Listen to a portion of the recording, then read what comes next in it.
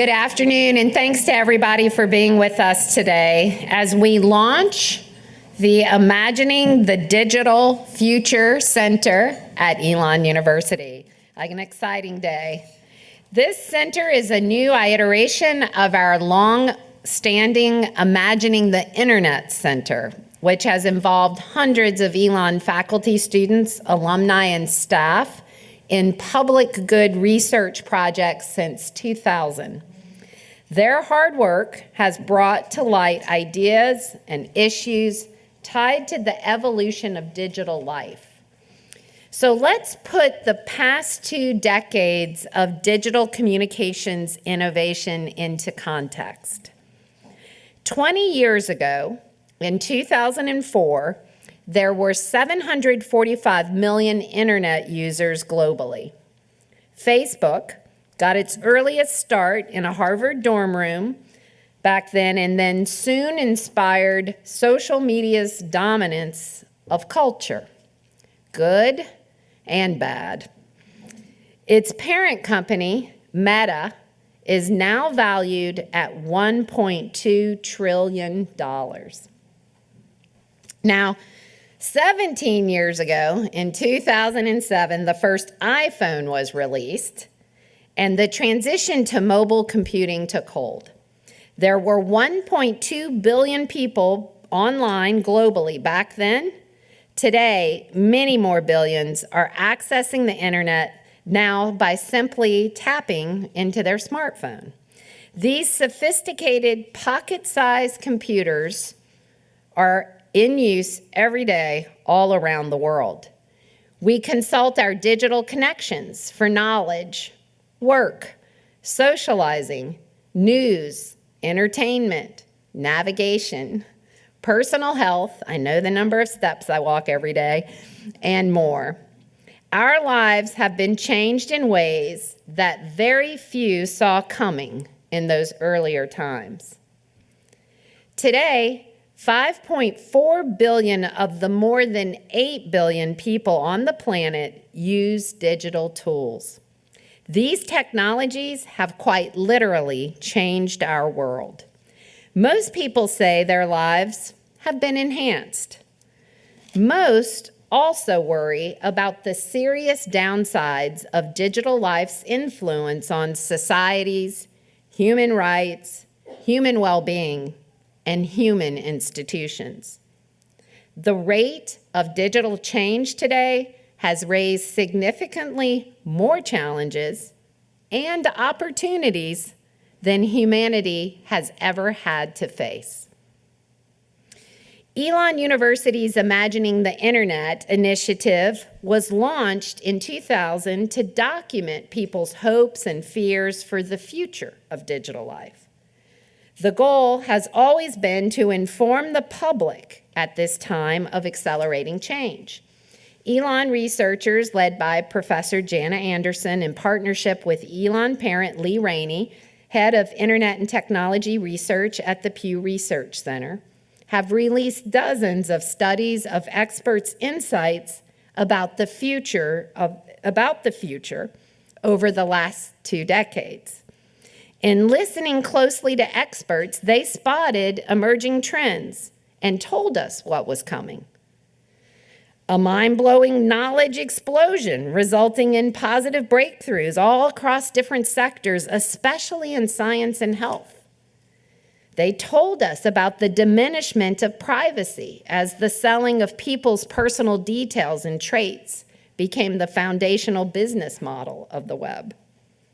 They warned us and predicted the blurring of the line between people's work and people's personal lives. They told us about challenges to institutions due to the manipulation of information and of people's emotions, seeing extremist groups blossom and democracy become under stress. They told us about the changing character of work and the evolution of jobs, the positive and negative changes in people's well-being as they immerse themselves online. Considering the impressive foresight that documented considering the impressive foresight that was documented by Elon researchers over the past 2 decades.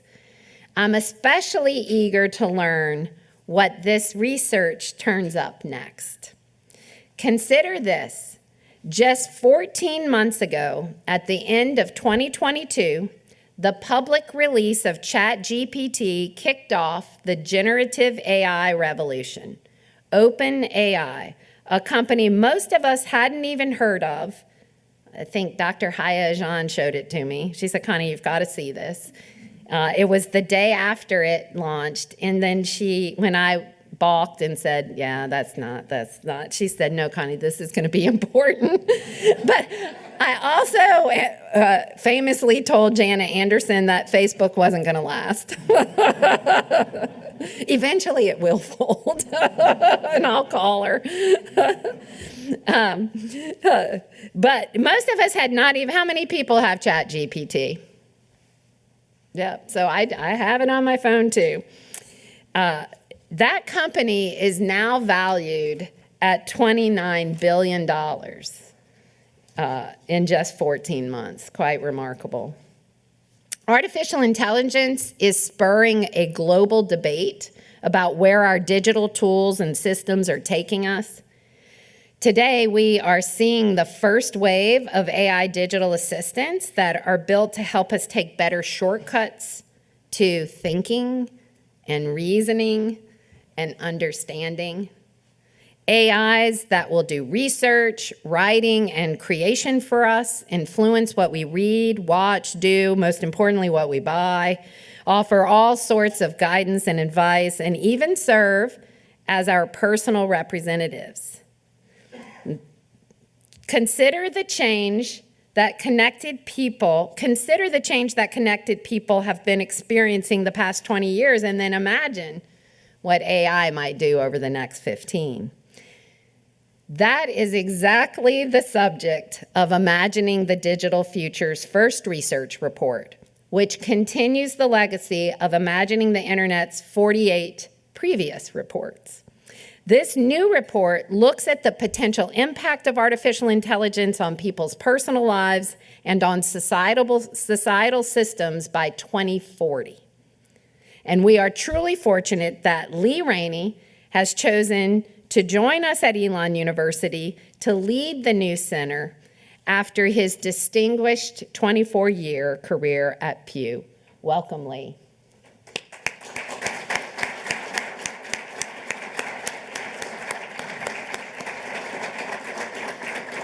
So under Lee's guidance, Elon's Imagining the Digital Future Center will remain a global leader in this critical research. We will help identify the best path forward. We will inform the public, especially those making key policy decisions. I invite you to learn more about it and get involved in this work over the next year. Lee, you've been a great partner with Elon for more than 2 decades, and we are thrilled that you've joined our community, and we are excited about what the center will teach us in the future. Please welcome Lee to the podium.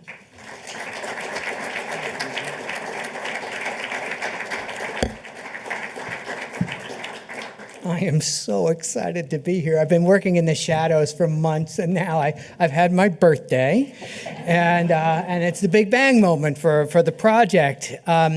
You don't begin any presentation like this without thanks and a heart full of gratitude. I'm grateful to President Book, who as Assistant Professor Book was the one who hatched the idea of student engagement with my new center at the Pew Project, and we decided that studying what experts had to say about the future was a good idea, so thank you for that.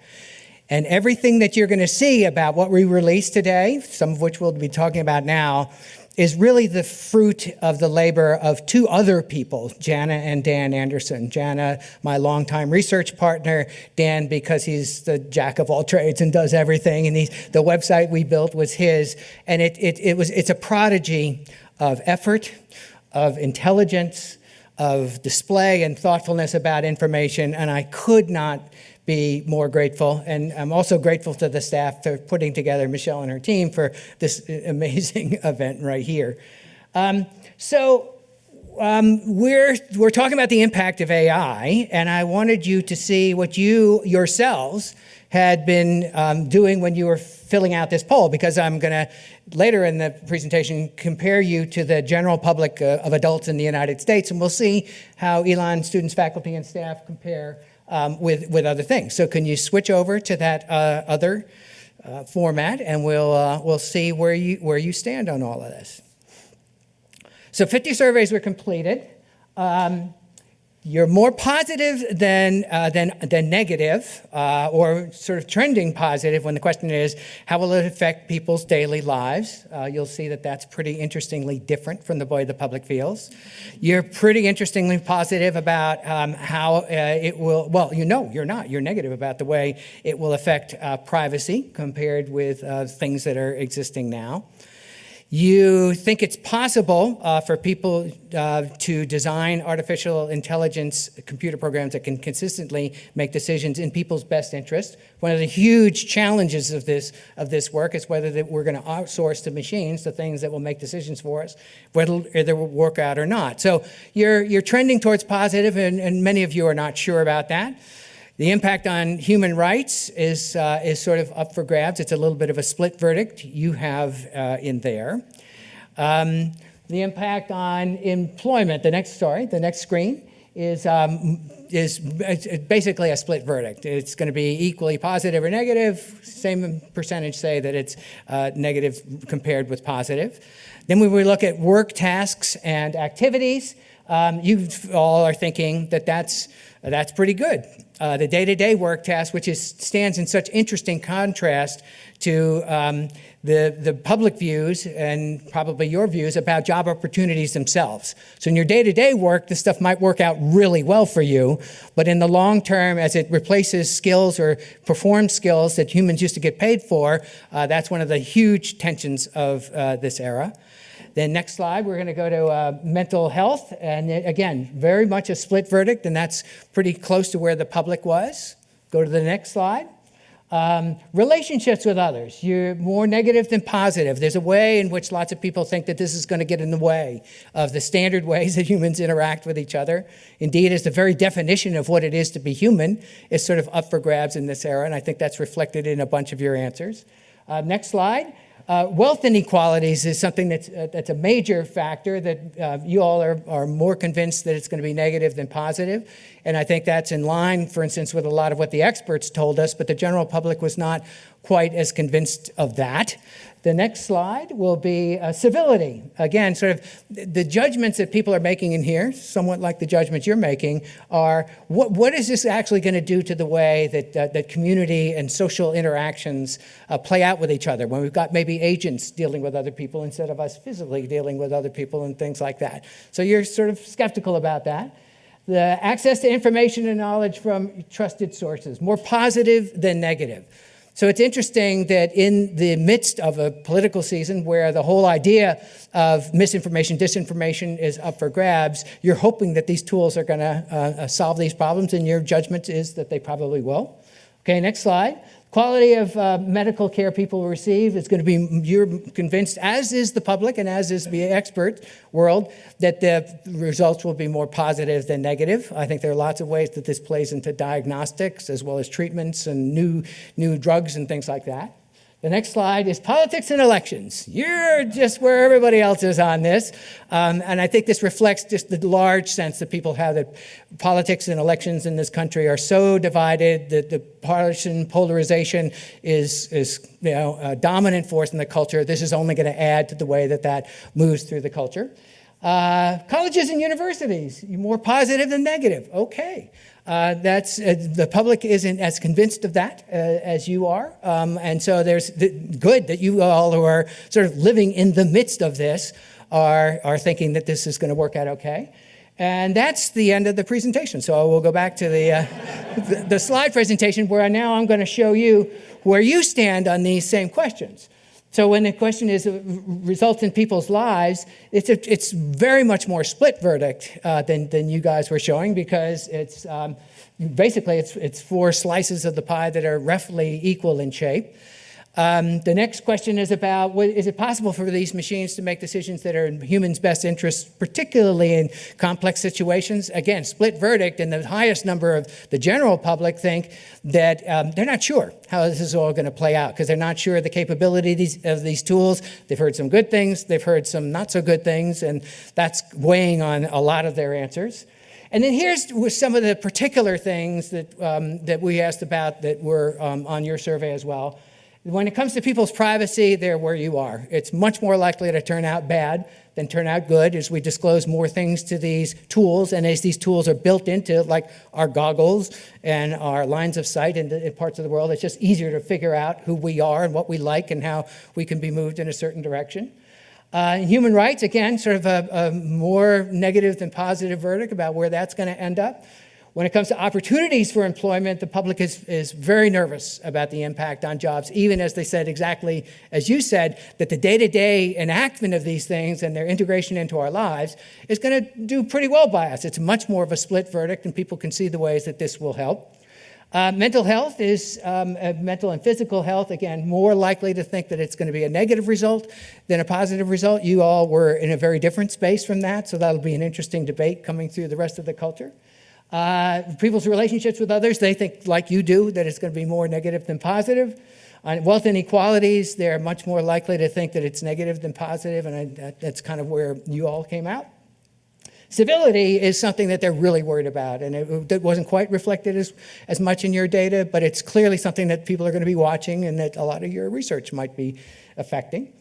And then knowledge from accurate sources and things, they're a little bit more divided than you were when you were looking at that question. Healthcare, it's the one clear area where the positives outweigh the negatives, and I think there's ways in which your answers reflected that. Politics and elections, there we go. The general public is as skeptical and worried as you are. Colleges and universities, the public is a little bit more worried about your fate than you are about yourself, so yay for that.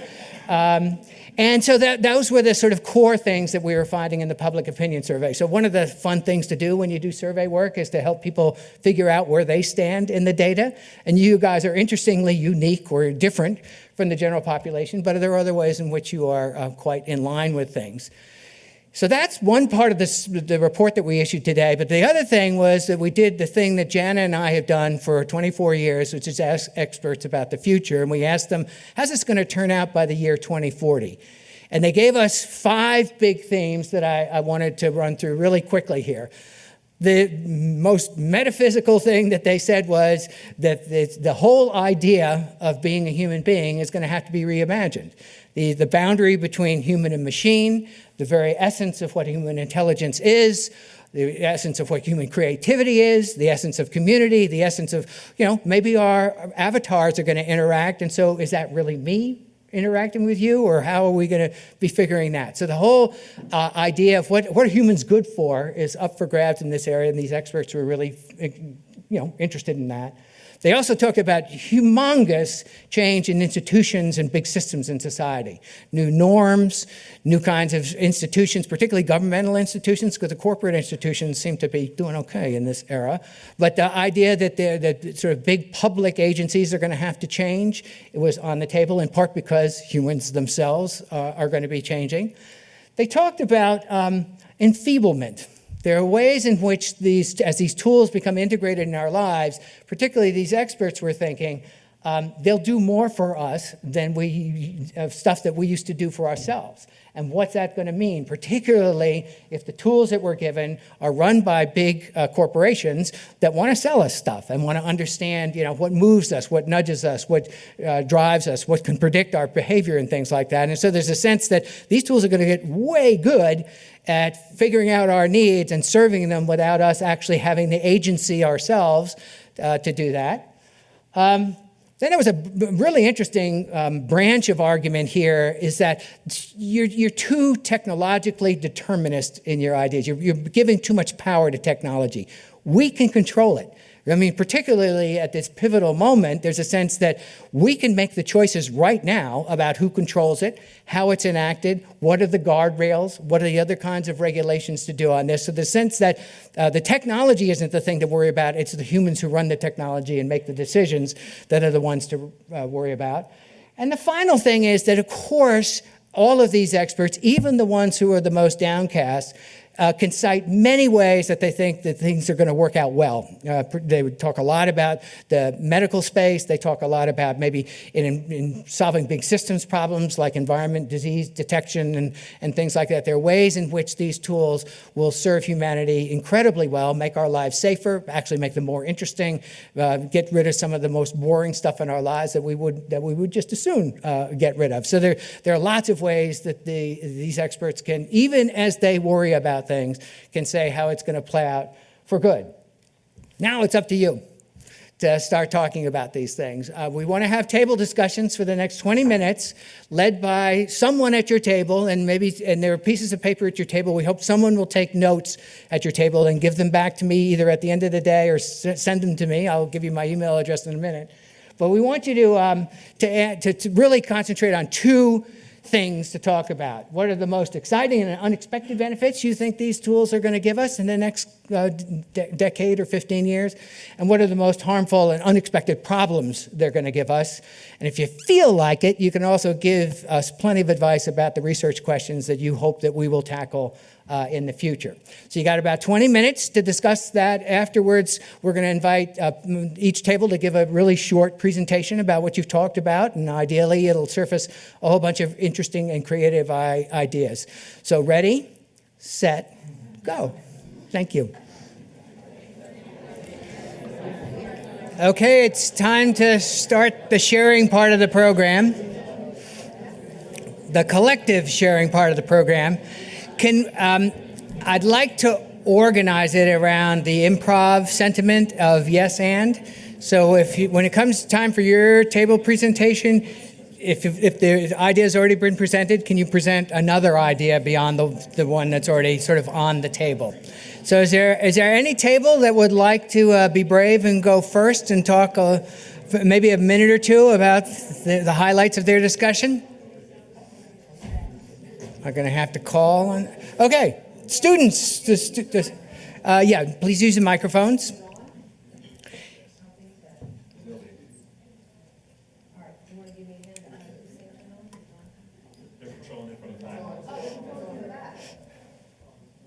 Okay. You're on. Am I on? Mm-hmm. Okay. All right. Long-time listener, first-time caller. So I was fortunate enough to have my table full of students, which is awesome. And they gave some really good feedback. So in terms of exciting and unexpected, you may just go one by one and then you're going to get... Or just maybe the highlight one or two. Okay. Mm-hmm. Wow. I don't know if I can do that. I mean, there's a lot. So the most exciting and unexpected benefits, I think certainly they were thinking about healthcare, how it could streamline how it could streamline patient care. Also, they were talking about how it could be used for translation to make sure patients and physicians and healthcare providers can understand each other. They are excited and also a little afraid about the personal assistant uses of AI, particularly when it comes to, I think they're terrified of AI being used with Alexa, because they're already scared of Alexa. So there was that. They also are looking forward to maybe it taking some of the nitty-gritty stuff out, the repetitive stuff out, but they're really enjoying using it as a brainstorming partner. That was one of the benefits they saw, because they said that with ChatGPT and Claude and others, it helps them to explore avenues that maybe they wouldn't have otherwise thought about. And then this is just sort of an FYI. They love learning about it. They love learning about AI and how it's applied to a specific subject matter. But they did say that maybe it would be good to have a sort of train the trainer, teach the teachers about AI and its uses so that they could be more effective in the classroom in terms of explaining how to use it, but they also valued the part about, their experiences here at Elon, that AI was not being ignored. They felt like learning about it now will help better prepare them once they get out. And let's maybe next last one. Oh, yeah, sorry. Okay. I told you, they gave me a lot of good stuff. And so one more. So they did suggest that, that's why I hate going first, but I get points for volunteering. You do. So the class, they did mention it would be nice to have a class at Elon specifically about AI, even if it's, AI in media or whatever. Nice. Okay. Beautiful job. They did a great job. Thank you so much.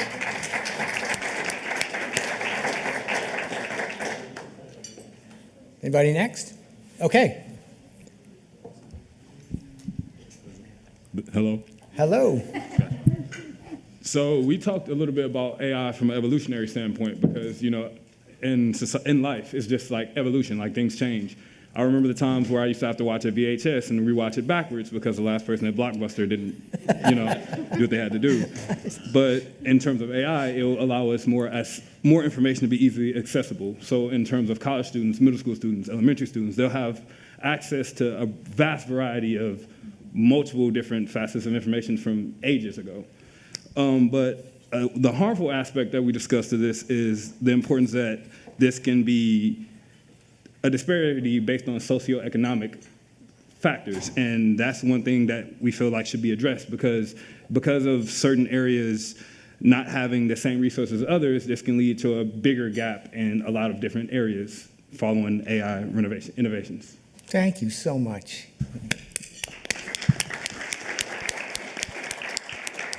Should we pursue this volunteer route? Yeah, good. We talked about some of the same topics. The two big ones that were exciting to us were possibly helping with trauma, particularly because a person could talk repeatedly about their events with someone else who would not be traumatized by hearing about it, someone else being the AI. An external memory, we know that human memory is fallible, and there might be some help for dementia there, as well as an accurate record of events in case of a crime, although that's also big brothery. And companionship and caregiving, and we particularly were talking about as a child growing up, sort of having someone to talk to all along the way that has a memory of everything you've ever done. All of those could be flipped to be negatives as well, but two of the negatives we talked about were if jobs shift so that entry-level jobs are done by AI, how will people get the experience at the entry level to scaffold into higher-level jobs? And then a risk of dependence of critical functions that we assign to AI on poorly designed or cheaply made AI systems. And then the research question we thought would be interesting is what time frame people think that we're on for this. Nice. Thank you so much.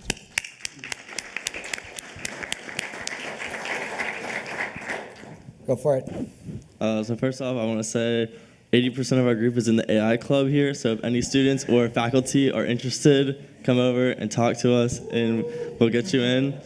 The most exciting thing we talked about was the medical improvements, specifically like brain scans. We think that doctors can use it to help themselves, but at the end of the day, doctors will still be the ones that have to make the final say. The most harmful thing is dogmatic thinking. So people just putting it into an AI. What does it tell me to do? And then they do it. They don't actually think for themselves, and that's going to be a long-term issue. Something unexpected, kind of what they were saying, low barrier of entry could be positive or negative because it's easy to get in, but then it's harder to get up to that higher skill set. Nice. Really nice. I know a little bit about that club, and so say yes when they come knocking on your door, please. Yeah. Is this on? Okay. We talked about how we are kind of scared of like the Snapchat AI and how we can put pictures in and it like will respond back to us. And then other ways like we use it in daily life and how it's become like routine for people to put in and kind of get out recipes and meal plans based off of like ingredients, and how we use it. We're all seniors at this table along with Dr. Book. And we were talking about how we use it for like cover letters and kind of putting like job descriptions into to kind of give us the best chance of getting through the other AI filter that they use. Nice, thank you. Yeah, go for it.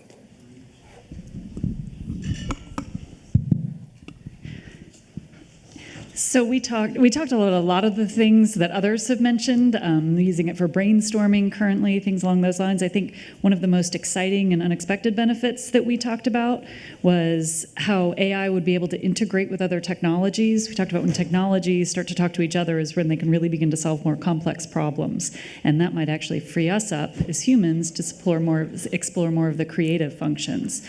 And so we thought that was something that we were excited about. One of the most harmful, so one of the things we talked about sort of negatives, right? We talked, of course, about losing our abilities to interact and connect with other humans, right? If we learn to communicate and connect through these AI systems, does that limit our ability to connect with others on a social level? But really, we also talked about how we're going to train these machines to make unbiased and equitable decisions when we ourselves as humans already struggle with that, right? So if we're the ones training the systems, how are we as humans going to be able to train how are we going to train the AI systems to be better than we are? And we thought that was going to be complicated. We wanted some bonus points. So one of the research questions that we thought would be interesting for the center to look at is, especially given all of the focus around the election, right, a presidential election this year, whether there's clearly a lot of concern about AI and relating to political, election fraud, political fraud. And so we wondered whether there was any validity to that, right? I mean, we think there clearly could be, but it might be interesting looking back for the center to take a look at some of those things. It's genius idea, yeah. We talked about it at lunch, and it's sort of an obvious place to go in this crazy year we're doing. So yeah, you do get bonus points. It was Cole's idea. No. Yeah. So we mentioned a lot of things that a lot of the other groups had mentioned. I guess that's the benefit to kind of waiting.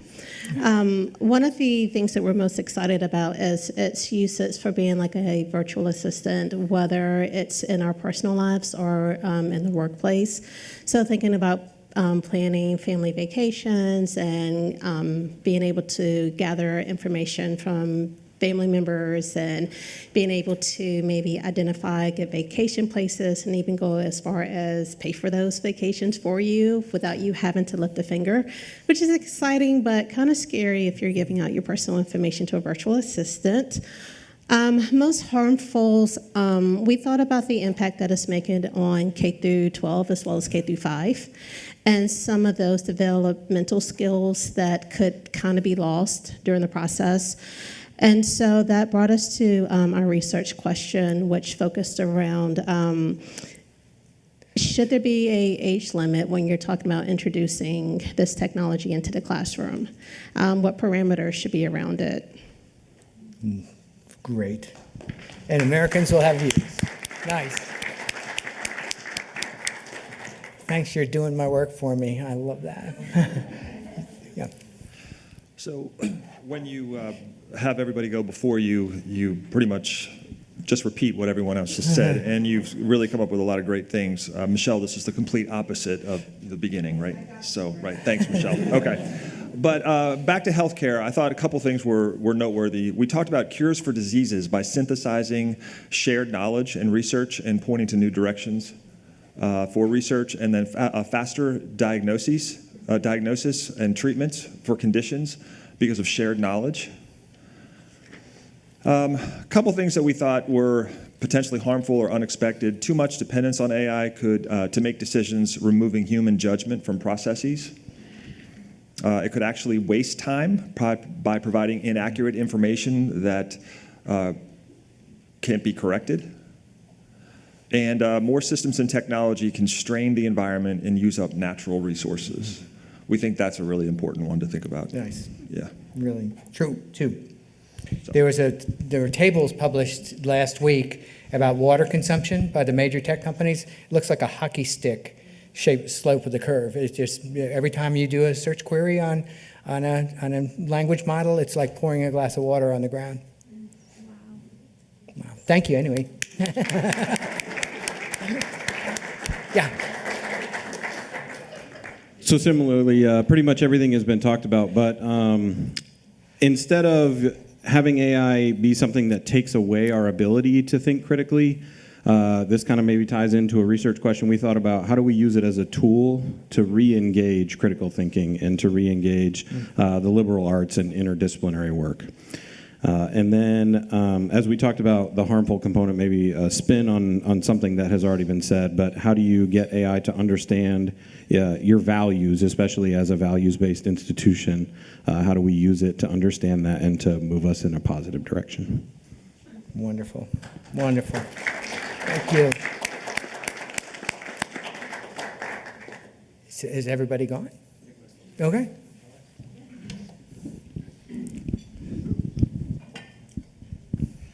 So I think we were excited about the prospect of AI helping to solve some of the world's largest wicked problems. Climate crisis is going to need a lot of work. Also, healthcare and medicine, yes, we fully agree there's something there. Perhaps there's something about the mental model we have of medicine that it's very much about evidence-based practice, big data, pattern matching of diagnosis to effects and so on, that seems susceptible to AI processing and very promising. We were concerned about, well, quite a lot, but things like the redefinition of the privacy landscape, in particular the distinction between data that we voluntarily give and data that is extracted by force from our environment or from the signals we give off, and how that invalidates ideas of consent or redefines ideas of consent in the digital landscape. We're also particularly concerned about the expanding capacity of AI and the expanding capabilities of AI, and what room does that leave for humans? Like, where is our advantage? Does that erode over time? And I suppose that leads to classic questions of, will we all be disemployed by these technologies? Or will, as we're promised, will they free us up to move to the higher value work? Or will we just find ourselves without that work? Nice. Oh, geez. Great. Scary and great. Yay.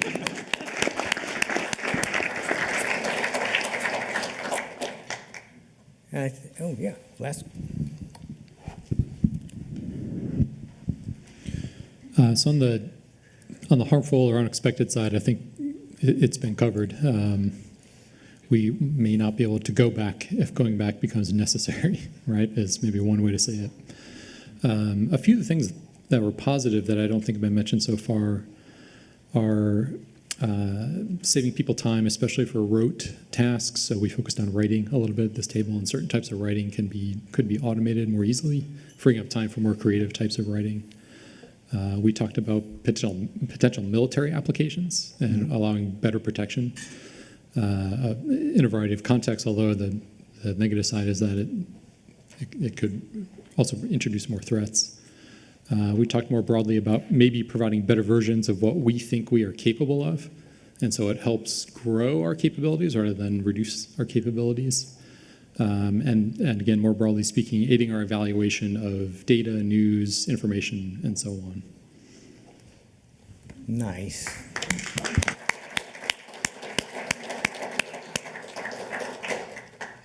I'm going to put President Book on the spot. Oh, do you guys want to? President Book, be warned, I'm going to ask you, if you're still here, I'm going to ask you to summarize this all.